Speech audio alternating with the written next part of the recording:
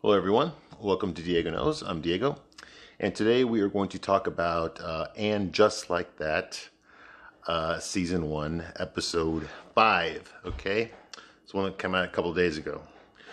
All right, here. So we're going to take off where we left off last time. All right, so Carrie now is with Shima, and I guess they're looking at her old apartment, whatever, or her new apartment, which is her old apartment.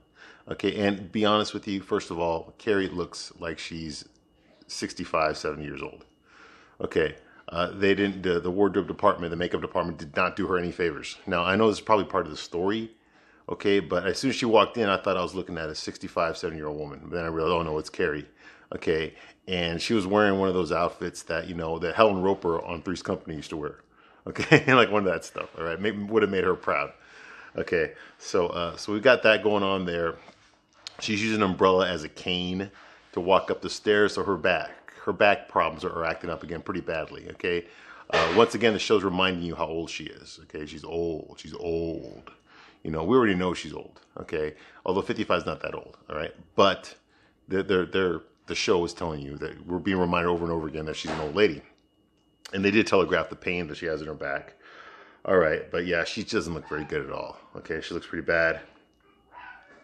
Okay, Seema offers to get her into to see her, I guess her, not a chiropractor, her therapist or physical therapist, sets up an appointment with her for a physical therapist on the same day, like right away, to see a doctor to deal with that pain that she has, I guess like a back surgeon or something. So she just sets it up with a phone. Carrie does a product placement for Salon Pause, which I guess is like a pain reliever. You put it on your back and it warms it up. I don't know. I'm starting to see this. Okay, this isn't the first time they've done product endorsements on the show. All right. I mean, look at Peloton. Look what's going on with that. I mean, they did a product endorsement for Peloton, and then the character that used it died right after using it.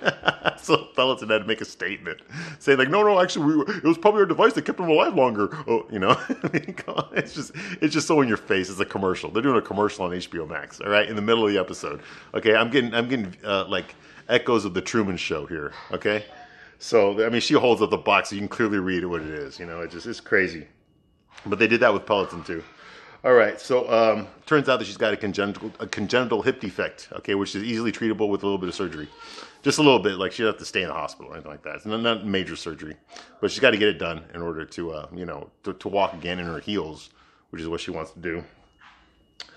All right, so Anthony finally shows up with the girls, with the other three girls. She's taken Samantha's spot, and I guess Stanford's spot too, and she even calls it out right there. He's like, hey, this is my first time, having lunch with you girls, so I got to up my game, And Anthony is fun. He's a legitimately funny guy. I think he's like a stand-up comic in real life because the guy's hilarious. He is. We need more of him.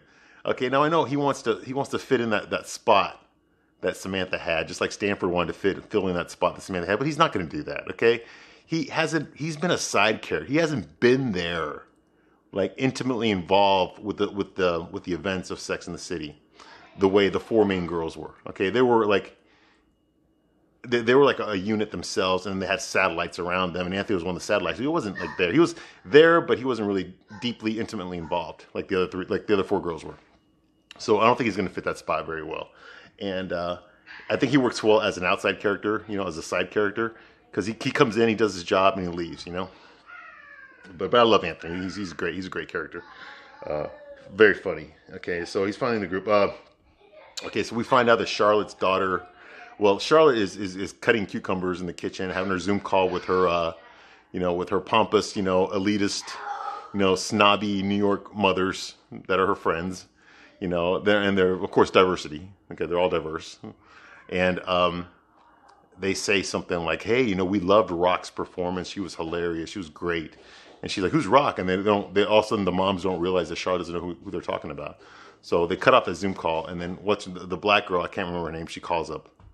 Charlotte says like, "Oh, you didn't know that your daughter she's not your daughter anymore. She's your son now, and she's calling herself Rock. Her name's not Rose anymore." They're like, "What?" So she goes in there and interrupts her husband Harry playing video games with I guess Lily, the Asian daughter they adopted, and Rose is there.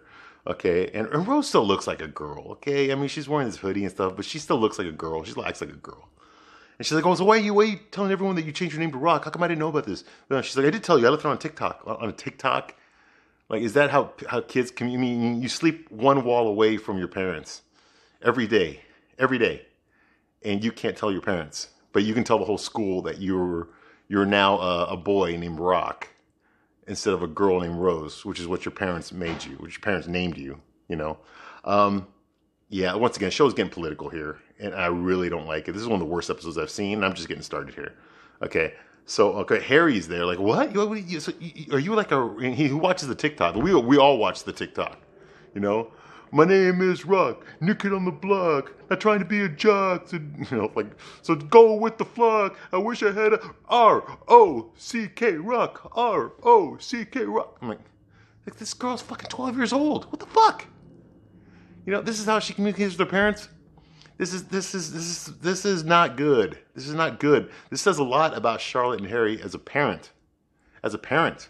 Now, we already know they cave into everything that their daughters want. You know? Like, remember the recital in the first episode? Remember how Rose, like, wanted to wear that Halloween costume and they caved into her?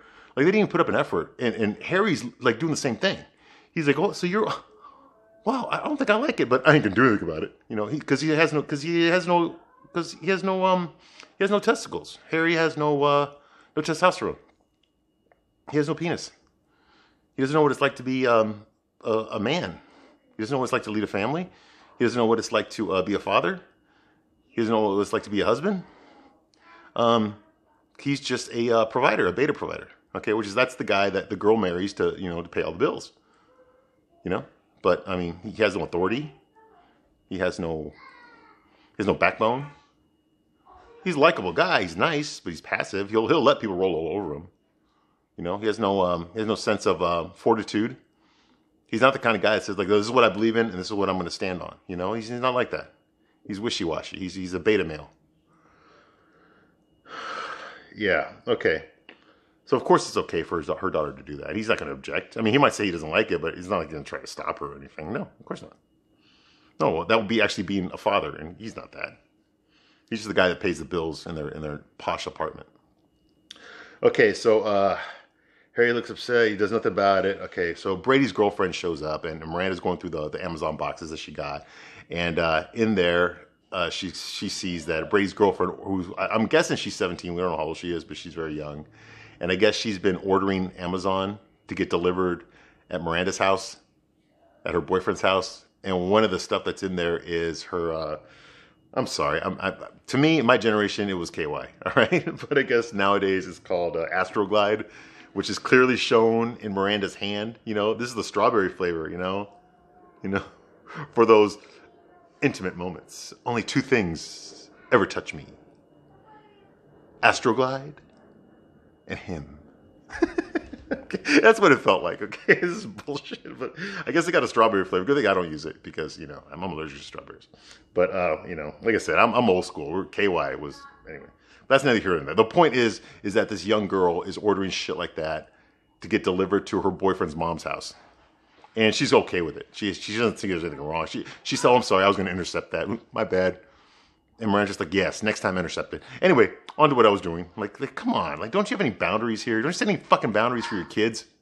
You know, you've got this underage girl having sex in your house, and you're doing nothing about it. She gets to order stuff and have it delivered there. She gets to walk around in her underwear. You know, she gets to, criticize you on your age. You know, and then she's got to remind us that she's Latino. You know, the rosary thing. You know, everyone who's Latino has to remind us that they're Latino and that they're Catholic, okay? Because I guess you didn't know that. Okay, I guess you know that most Latinos are Catholic. Okay, yes, most Latinos are Catholic. I'm not Catholic, but I was raised Catholic. You know, it's like you have to always be reminded, Latinos and Catholic, because that's all Latinos are Catholic. Okay, that's what the show's telling you. All Latinos are Catholic. You know, so all right, so there's that, and I'm just like, come on, man, come on.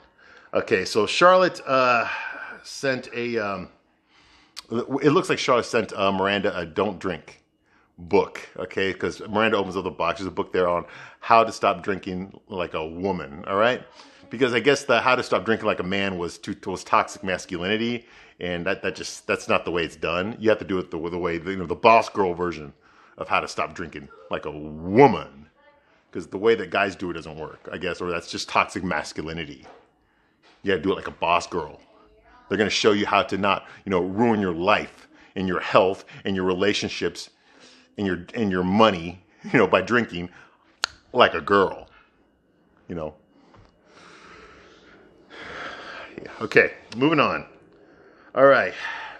And they're in the hospital there because Carrie's going to have her surgery. Charlotte's there, and I guess we find out that it is now illegal to use the word tomboy. Remember that word? Well, now you're going to jail because you said it. Okay, I'm going. They're going to hunt me down too because I said it. Luckily, I'm not in a liberal state, so they're not going to get me. But if I was, yeah, they will be knocking on my door right now. All right, the FBI will be knocking on my door for using that word. Okay, so. Like no one ever saw Pippi Longstocking, right? Okay, like I never saw any Jodie Foster movies when I was growing up. All right, so Charlotte has to help. Charlotte has to help Carrie into the bathroom because Carrie can't walk. Her legs are numb now. They gave her like a local, and she's got to pee real bad. And I guess Charlotte's been doing burpees, so that's why she's strong enough to carry Carrie by herself into the shitter, so that she can sit there. But it's okay. It's okay because Carrie mentions to Charlotte while she's sitting there that, oh, this is just like an episode. This is the Friends episode, where you sit there and take a piss. The toilet episode of Friends. Which meta. Obviously, the same people who wrote Matrix Regurgitation. They got to tell you, the audience, why they're doing this. Like, remember when they used to break the fourth wall, like in the first season? Well, now they're doing it without doing it. Okay, on a very special episode of Friends, and then she looks at the camera. Carrie's on the toilet. Because that's what we want to watch. I personally enjoy watching women on the toilet. Taking a piss, taking a shit, doesn't matter. Those are good things. That's what I bought my HBO Max for, to see that. Because I don't see that in real life. And I want representation. I want to see this. Look, man, I've lived with women, okay? We've all seen this shit, okay? Literally, figuratively, metaphorically, we've all seen it, all right? But do we really need that in an episode? Okay? Are they doing an episode about pissing? We all know how girls piss. Okay? Do we really need to see it? Do we really need to see it? Not just once, but 3 times in the same episode. And this isn't even the worst one. Really? Okay. I guess so. All right. Yeah. Good job, writers. Okay. So there's that. Shay calls. Miranda answers the phone because, Carrie's in the shitter. And Shay says she wants to come up and visit, so she tells, and of course, she's not Miranda anymore to Shay.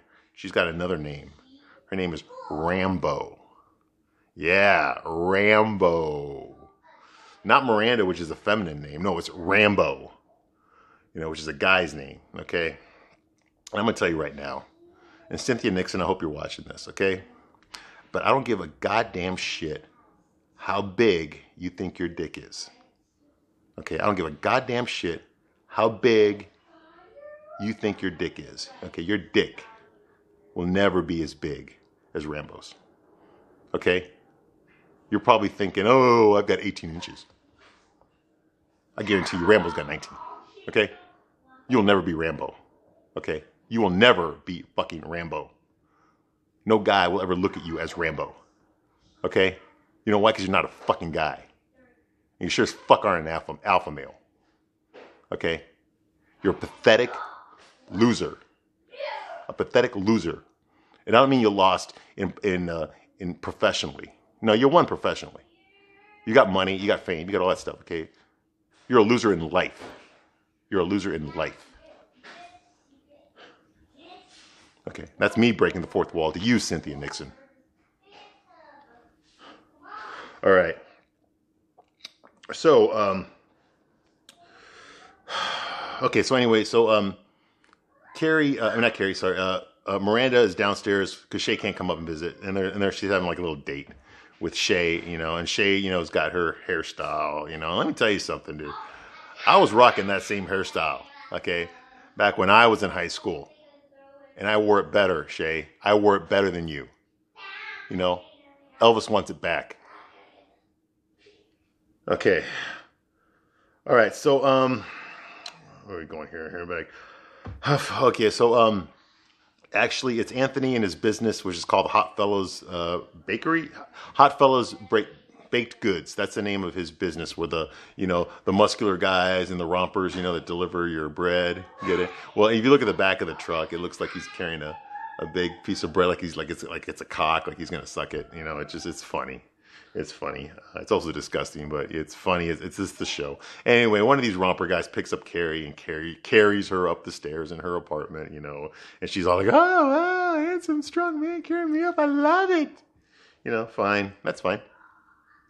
But, it's just the visual. The visuals what sells the scene, okay? Not the dialogue, not the acting. It's the visual, all right? Okay, so while she's stoned out of her mind on painkillers that they gave her, and Charlotte's sitting there, she's in her apartment, and she's zooming in her podcast with Shay and Jackie, okay? And just so you know, Jackie, the incel beta male, with the mullet, the Asian guy with the mullet, okay? He's wearing a pride flag version of Dare, Dare to keep children off drugs.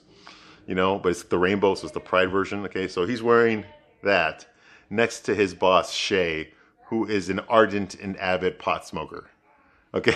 Okay? So just think about the irony right there, okay?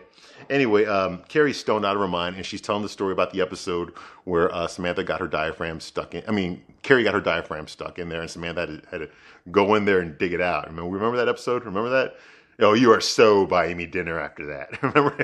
Okay, well, she's bringing that up, and Charlotte's like, "Oh my God, why are you talking about that?" Anyway, so after the Zoom is over, okay, Shay loves this. This is the kind of stuff that she wanted Carrie to talk about on the podcast.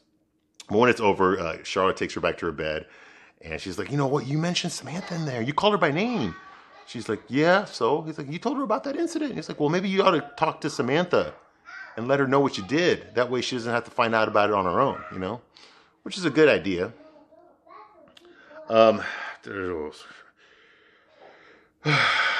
Charlotte's worried that since Samantha was mentioned, and Carrie says, "Well, she's in London. She's in London, So so the seed is planted that Carrie should contact Samantha and let her know what she did, that she went on a podcast and talked about that incident with her, which is the right thing to do.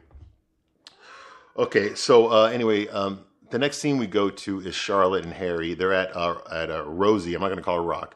Rose's school, talking to, I guess, the principal and the teacher.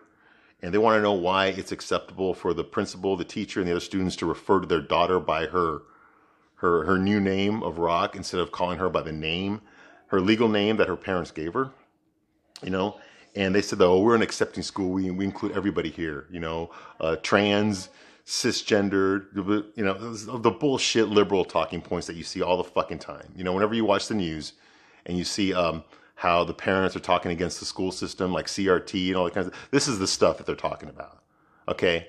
And this show is explaining to Harry and Charlotte, because Charlotte makes the argument like, well, what about the part where she's just a 12-year-old girl and she doesn't know what the hell she's doing, And the teachers are saying like, yes, well, we always take our cue from the children, and she is very, them is very adamant that they wish to be referred to as Rock, and the parents, like the parents, Harry and Charlotte, like, but this is, we have no say in this. We do what the children want, okay? But we've got some classes for you.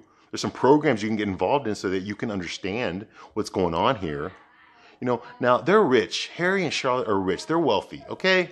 So I'm guessing this is a private school. This isn't a public school. This is a private school. Okay, which means that you're paying directly for this. So if you don't approve of the way these people are teaching your child, you can just pull them out. Hell, you can sue the school. Okay, this is some bullshit, but this is also New York politics, which unfortunately the show decided to grab us and throw us into politics instead of us deciding whether or not we wanted to get political. Okay, the show's political. Okay, and they're trying to pull you into it. Okay, you have to go into the fucking swamp of pollution of politics in order to watch this episode. Okay, because they're not going to let you watch the episode without them throwing their fucking liberal politics into you. You don't have a choice. You have to see their argument, or else you can't really watch the episode. which is bullshit. You know, the original Sex and the City wasn't like that. You know, it lets you make up your own mind. It lets you decide what was right and wrong. They weren't telling you. You know, it's just a load of crap. And I can clearly see the producers are doing it. You know, Cynthia Nixon and the other producers, they've got an agenda, and they're totally putting it on here. They're trying to make Harry and Charlotte look like the bad parents for disagreeing with this. That's how it comes across. That shit would never happen with my kid. Okay, so apparently Charlotte and Harry need to be re-educated in order to understand, you know, modern sexuality for children, you know.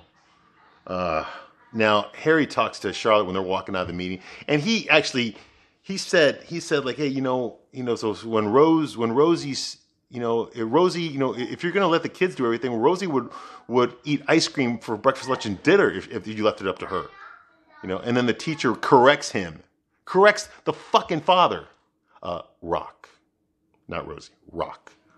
Like, he's the fucker that named his own fucking child. And the teacher's going to correct him on what to call the child. You know, if that was me, you're getting fucking sued to fucking oblivion. Oblivion. Whew. Anyway, he talks to Charlotte. Oh, God, I feel so helpless. I feel so weak. I've never felt so humble before when teachers are telling me about my own child. The things that I didn't know. I've never felt like such a terrible father in my life. Good. Keep going with that feeling. Maybe it'll make you fucking snap out of it and do something. And Charlotte says, oh, you're a good father. No, he's not a good father. Okay, he's a good provider. Okay? He pays the bills. You got electricity. You got internet. You got a kick-ass, you know, video game system. You know, you've got all the latest furniture, and you've got the beige, and you've got all the expensive dresses that she wears. Okay, he's providing for all of that. He's providing for all of that. Okay, but he's not raising his children. He's leaving that to Charlotte. And what's Charlotte do? She just fucking bends over wherever they want. That's it. Because I want to be a good mom. So, and I keep getting flashbacks to that episode where Rosie told her mom that she feels like a boy. And then she talked to Anthony about it, and Anthony told her to calm down, you know, whatever. She's not old enough to understand yet, blah, blah, blah. And then Charlotte ended that conversation with, oh, yeah, well, when she told me she wanted to be a dog, I was setting her food on the floor and her water bowl on the floor for a week. See, that's the kind of non-parent Charlotte is. What the fuck is this show promoting here? Like, oh my God, I can't believe I'm watching this shit. Okay, so moving along, Carrie, obviously, she can't use her legs yet because all the painkillers she's on. She's numb. And so when she's got to go to the bathroom, she needs one of her friends to pick her up and carry her there. It's Miranda's turn. So Miranda's there. Shay comes over to drop off some tequila and a professional microphone so that Carrie can continue to do her podcast from her apartment. Okay, well, you know, once Miranda hears Shay is downstairs. Oh, she starts going to the mirror, just fixing her hair, trying to make herself look pretty. No, it's not working for you, Cynthia Nixon. Sorry. Anyway, so Shay shows up with the tequila, whatever, and basically they just start having sex. They start smoking weed, drinking tequila, being loud, and next thing you know, Shay's putting the coins in the jukebox.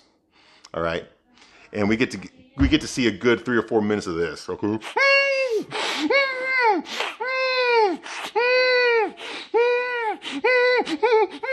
Yeah, we get a good 3 or 4 minutes of that.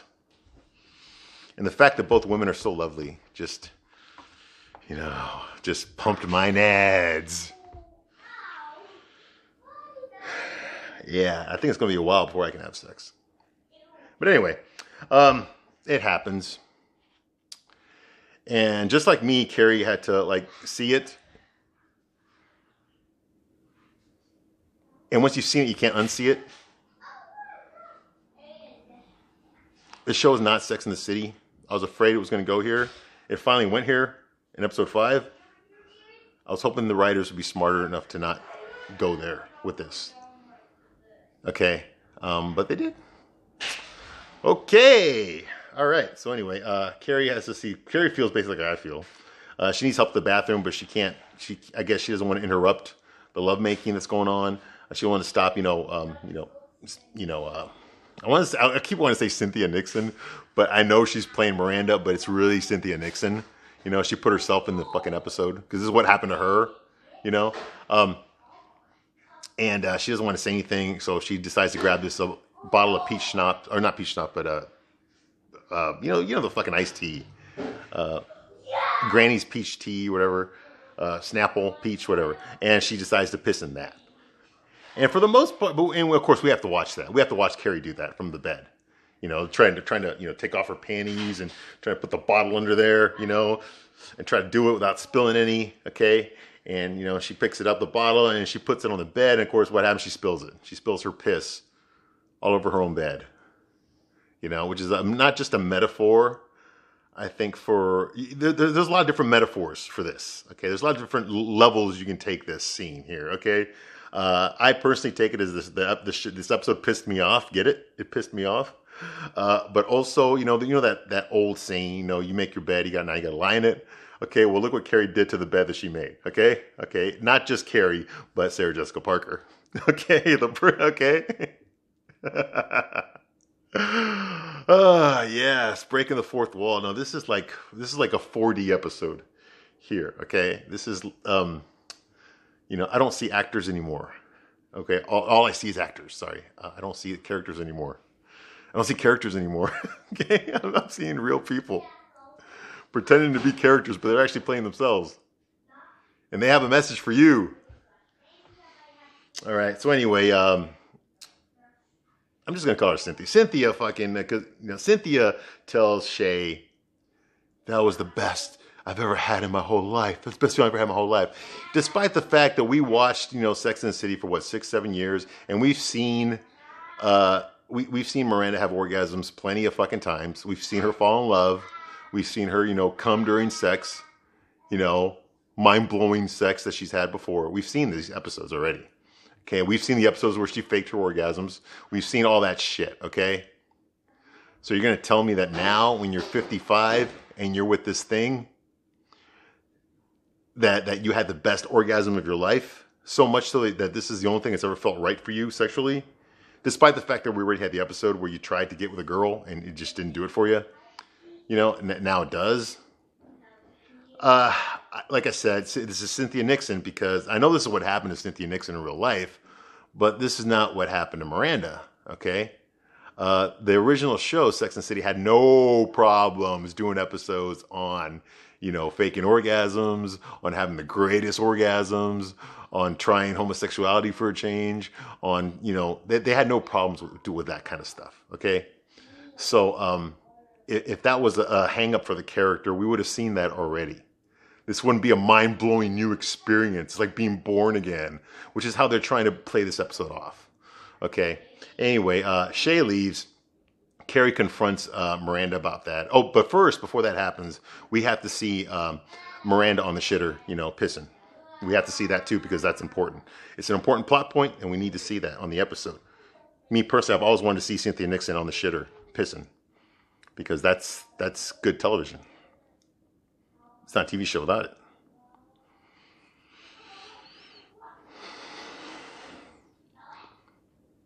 My name is Rock, new kid on the block, not trying to be a jock, just go with the flock. I wish I had a R-O-C-K, rock, R-O-C-K, rock.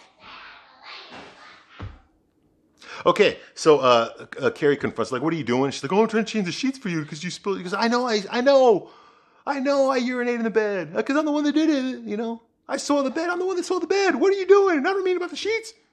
What are you doing to my boss? Your boss, really? Is Shay really your boss? Okay, you're doing a podcast, okay? In case you haven't noticed, okay, Carrie, okay, you don't really have to work. You don't really need a job. You're doing this for fun, okay? If Shay were to fire you, it's not like you're going to lose your apartment, okay? Your husband was a millionaire, a multi-millionaire. With the exception of the $1 million he left his ex-wife, the rest of it he left to you, okay? You're not hurting for money. You don't have to work ever again for the rest of your fucking life. And you know why? Because this show is progressive. This show is always about proving that women don't need men to support them, okay? Women can do it themselves because they're smart enough, they're good enough, they're tough enough, okay? They don't need a man to support them, Okay, the fact that she married a multimillionaire that pays all the bills and she never has to work for the rest of her life is just a miraculous coincidence. This is not what the show was ever about. You see what I mean? Okay, so yeah, so Carrie says she's afraid. Okay, she's not fucking afraid of getting fired. All right, she doesn't need to fucking work. She does it because she wants to. You know, and I still don't understand the anxiety of her losing her job. What the fuck does she care? It's not like she needs to work. It's not like she's got kids to support or provide for. You know, anyway. So that's that. Drink, smoke weed. She berates Miranda for smoking weed. The whole place is like, weed, why are you drinking again? Blah, blah. You shouldn't be drinking. This is bad for you. You're destroying yourself. And of course, Miranda goes into her speech about like, this is what I want to be. This is who I really am. I like it. I hate my life. Okay, she hates her life. She hates her job. She hates being herself. It's not enough. Oh, go figure. Miranda's not happy with her life. Whoa, didn't see that coming at all. What a character development for her. Yeah. Steve? Oh, who's that guy? He's got a opinion. He doesn't fucking matter. He's not included in this conversation. The point is that she is just now discovering herself. And that's the real truth. Okay? That's the real truth here. Is that she realizes she's not living the lie anymore. She's a hero. And she deserves to be treated like one.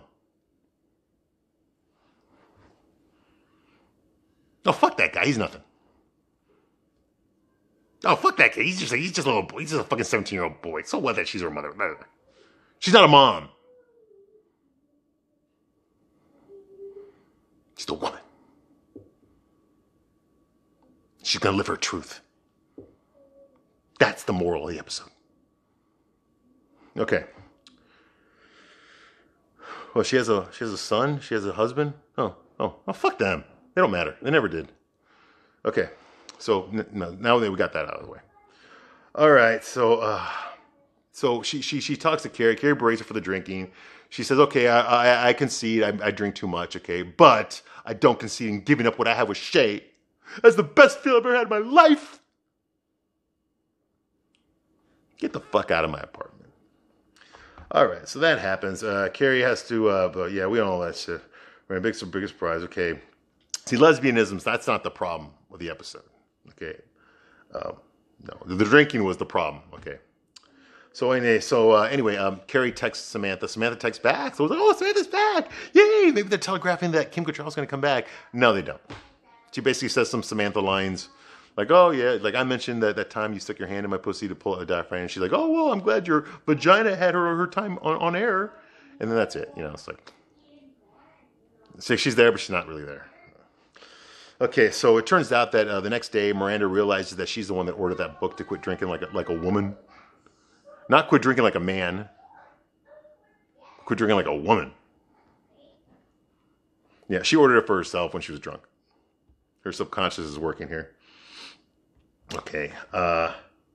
Shaw is unsure about calling her daughter, Rock. Okay, Carrie goes to her therapist for a therapy appointment, and it's some hot guy named Travis. And of course, she's getting all, oh, God, I want to fuck him, And, he kind of flirts with her. She flirts with him more than he flirts with her. She just tells him, hey, I just want to be able to walk on my heels again, And he's like, is there anything else you want to do? What are your goals? Like, no, I just want to walk on my heels. He's like, okay. I'll start telling myself. We don't see it. And then she realizes, it's just pointless stuff. She realizes that the massage, her insurance will only cover the ugly massage therapist. So she says she'll pay out of pocket for the hot massage therapist. Okay. No superficiality here. All right. So there's that. So she doesn't go with ugly Emma. She pays out of pocket for Travis. Like I said, she's a fucking multimillionaire. Okay. She doesn't need to fucking work. She doesn't have money problems. Okay. The Carrie on Sex and the City had money problems. Okay. If she didn't sell a book or she lost her job, she would have been up shit creek. Okay. Because she had no family to help her out. Okay. So Carrie, this Carrie has no money problems. She's just old and trying to be young again. Okay. So then we flash forward 3 months and she's wearing this like rainbow sequence dress, tight fitting, and she's wearing these rainbow sequence heels. and she's got her hot hair on, and her purse, and she looks herself in the mirror, and she looks fucking good. I mean, she looks good. Now she looks good. Now she looks good. I'm getting echoes of, of 2002, 2003 Carrie, okay? And then she walks out because she's ready to start fucking the new year.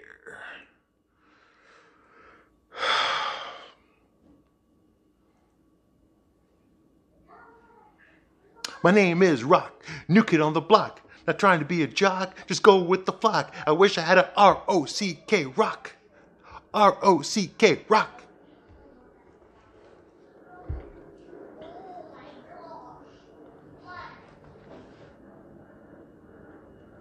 I feel pissy. I don't know what the fuck the show's trying to do anymore. I was afraid they were going to go somewhere. Well, they've gone there now. I was hoping that characters would come back. Well, they didn't come back. I was hoping these characters would progress in life. I was kind of hoping that they would have outgrown certain things.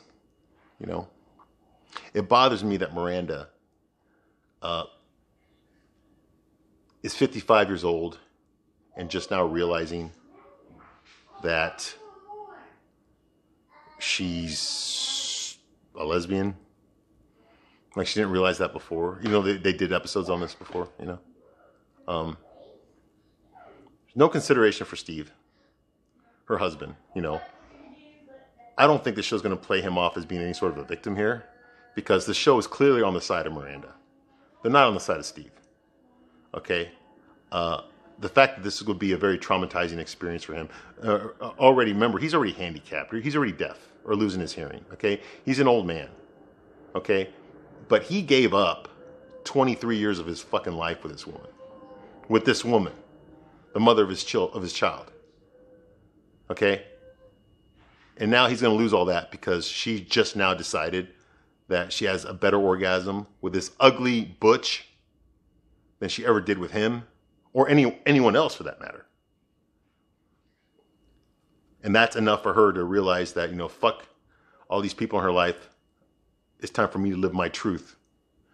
Which is basically the